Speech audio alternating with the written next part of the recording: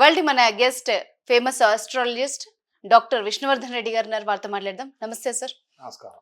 కొంతమంది పిల్లలు బాగా చదువుతారు. ఉండి సడన్ గా చదువులో వెనకబడుతూ ఉంటారు. అంటే చాలా మంది పేరెంట్స్ గుడికెళ్తారు. ఆ బాబు జాతకం చూపిస్తారు. ఆ పిల్లల జాతకం చూపిస్తారు. ఎందుకు ఇలాగ అయ్యారు అనుకుంటారు. దానికి ఏమైనా కారణం ఉంటుందా? ఇప్పుడు ఏమైతదంటే ఫస్ట్ చిన్నప్పుడు బాగా క్లెవర్ ఉంటారు. అవును.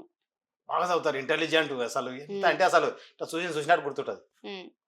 సడెన్‌గా సెవెంత్ క్లాస్, 8, 9, 10కి వచ్చే వరకు ఫెయిల్ అయితారు. హ్మ్. ఆయనకి చదవాలనిపియదు. చదవడు. ఎంత చెప్పినా ఇనడు. ఏమైందో అర్థం కాదు. హ్మ్. ఇక మా బాబుకు ఎవరో ఏమో చేసిరన్న ఫీలింగ్‌కొస్తారు. బాగా హ్మ్. చదువుతున్నందుకు మా వోనికి ఎవరో ఏమో చేపిచ్చిర్రు అనుకుంటారు. చదువుతున్నాను. హ్మ్.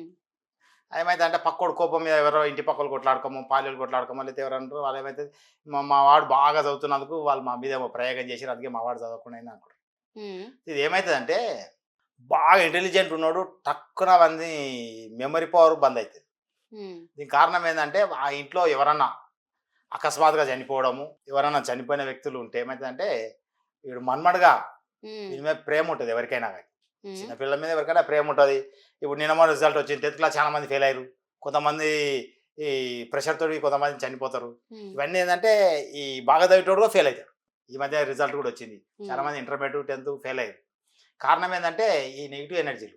అంటే ఆ ఇంట్లో చనిపోయిన వ్యక్తుల యొక్క స్పిరిటు ఈ ప్రేమతోటి పిల్లల దగ్గరికొస్తది. వచ్చినాక ఏమైద్దంటే అప్పటిదాకా చదవాలనిపియదు ఇగ. హ్మ్. బుక్ చూస్తే కోపమొస్తది. కాలేజీ డుమ్మాలు కొట్టుడు, స్కూలుకు ఎగనామం పెట్టుడు, హ్మ్. పోయినా పిల్లలతోటి కొట్లాడకము, చదవకపోవడము, టీచర్ చెప్పినా ఇనడు. హ్మ్. ఇంట్లో ఎంతసేపు చెప్పమన్నా ఫోనే చూస్తాడు. అంటే ఎంజాయ్‌మెంట్ చేస్తాడు గానీ, చదువుకోవాలన్న కాన్సెప్ట్ రాదు ఎప్పుడు. ఇక చదవకుండా మొత్తం డల్ అయిపోతాడు వాడు. డల్ అయిపోయి చదవకుండా అయిపోతాడు. చదవడు. మనం చెప్పింది వానికి అర్థం కాదు. అప్పటిదాకా వాడు చదివినా సరే ఎన్ని సార్లు చదివినా గుర్తుకుండదు. మర్చిపోతుంటాడు మళ్ళీ మళ్ళీ.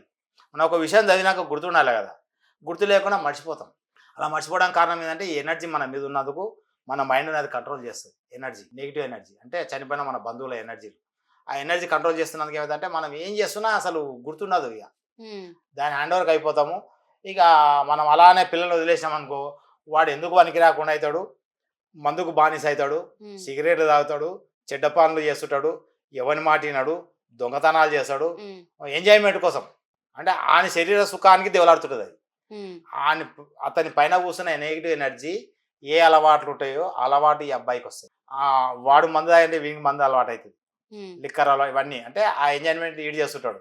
సో, ఇక చదువు బంద్ అయిపోతది. నువ్వు ఎన్ని కాలేజీలకు తోలి, ఎంతమంది ట్యూషన్ పెట్టు, ఎవ్వరిని పిలుచుకురా, ఏం చేసినా సరే వాడు చదవడు. లాస్ట్‌కి వాడిని వదిలేస్తారు. లాస్ట్‌కి ఏమైతే వాడు పనికిరానోడై చిన్న జాబ్ చేస్తుంటాడు. హ్మ్. అలాంటి వాళ్ళు ఎవరైనా సరే నా దగ్గరకొస్తే వాళ్ళ దగ్గరకి ఏ ఎనర్జీ ఉంది? ఎందుకు అట్లా అయిండు? ఏం చేయాలనేది చేసి, ఏ గ్రహాల ఎఫెక్ట్ ఉంది చెక్ చేసి, ఆ గ్రహాలకు తగ్గ స్టోన్ ఇచ్చి, ఆ ఎనర్జీలను బంద్ చేయడం జరుగుతుంది. బంధిస్తే వాని యొక్క మైండ్ మళ్ళీ ఎప్పటోలే యాక్టివేట్ అయిపోతది. అయిపోయి మళ్ళా వాడు యథావిధిగా మళ్ళా ఫస్ట్ ఎలాంటి ఇంటెలిజెంట్ ఉన్నాడో, ఎలా చదివిండో అలా చదువుతాడు. హ్మ్. చదివేస్తాడు కాబట్టి మీరు ఇలాంటి ఇబ్బంది ఉన్న వాళ్ళు ఎవరైనా సరే మీ పిల్లలు చదవకపోతే, చదువులో వెనకబడి ఉన్నా, చదవకపోయినా, చదువుతూ అకస్మాత్తుగా చదువు మానేసినా నా దగ్గరకొస్తే సరి చేయడం జరుగుతుంది. అందరూ ఏమంటారంటే, మా వాడు ఇంటెలిజెంటు, హెవీగా చదివిండు, చదివినందుకు మెంటల్ క్రాక్ అయినట్టు. హ్మ్. అంటే కొందరు బీటెక్‌లో ఖరాబ్ అయితారు. హ్మ్. కొందరు జాబ్‌కు బాగా చదువుతుంటారు. చదివి జాబ్ రాలేదని డిప్రెషన్ అయినంటారు. హ్మ్. దీని అవును. అన్నిటికి కారణం నెగెటివ్ ఎనర్జీ. డిప్రెషన్ కాదు. ఆ ఎనర్జీలు ఉన్నందుకు మీకు జాబ్ రాదు. అంటే బాగా చిన్నప్పటి నుండి కష్టపడి కూడా దాని మీద బోర్ కొట్టే అవకాశం ఉండొచ్చు కదా! అట్లా ఉండదు. ఎవ్వరికీ ఓహ్! ఏది బోర్ కొట్టదు. ఓకే. ప్రతి ప్రతి వస్తువు, ప్రతి మనిషికి ఏది కూడా ఎప్పుడు కూడా బోర్ రాదు. హ్మ్. ఈ ఎనర్జీలు ఉంటేనే బోర్ వస్తది. హ్మ్. దాన్ని చూడాలనిపియదు. చదవాలనిపియదు. చదివితే కోపం వస్తది. చూస్తే కోపం వస్తుంటది ఇగ మనకి ఇరిటేషన్ ఇట్లా వస్తది. హ్మ్. ఇట్లయితే అప్పుడప్పుడు చూడండి ఇట్లా అయితుంటారు పిల్లలు. చదువుకోరా అంటే ఇట్లా ఇట్లా చూస్తాడు ఆడు. హ్మ్. అంటే ఆయనకు కోపం వస్తుంటది చదువంటే.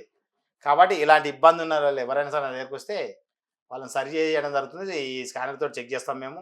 మా హ్మ్. దగ్గర ఉన్న ఈ కిట్ ద్వారా వాళ్ళ దగ్గర ఉన్న ప్రాబ్లమ్ ఏందనేది చెక్ చేసి దాన్ని బంద్ చేయడం జరుగుతుంది. చేస్తే మీ పిల్లలు మళ్ళీ ఎప్పుడోలే ఇంటర్మీడియేట్ ఉన్నా, 10థ్ ఉన్నా, 8థ్ ఉన్నా, డిగ్రీకొచ్చినా సరే ఎవరైనా సరే వాళ్ళని సరి చేస్తే ఎప్పటోల్లే మళ్ళీ చదువుకుంటారు, మంచిగా అయితారు.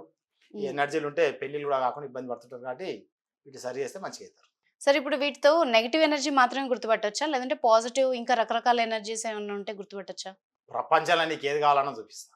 ఓకే. ఏది కావాలో చెప్పు. నేనే కదా. ఊరికే అడిగినా అంటే అందులో ఇంకా చాలా ఉన్నాయి కదా అందుకని సో అడిగా 3 కిట్లున్నాయి దాని ఇది ఒకటే కాదు. అంటే 3 కిట్లు ఇప్పుడు మీ ఉన్నాయి. పెట్టెలో చాలా రకాలు ఉన్నాయి కదా అవును. అందుకని నా డౌట్ వచ్చింది నాకు. ప్రపంచంలో నీకు ఏం కావాలన్నా చూపిస్తుంది దీంతో. ఆహా గ్రహాలు, మన ఇల్లు వాస్తు, షట్చక్రాలు, ఆహా ఓకే A to Z. అన్నిటికి సంబంధించి ఉంది. A to Z.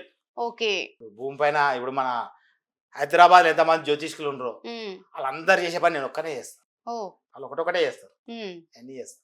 Right thank you very much sir.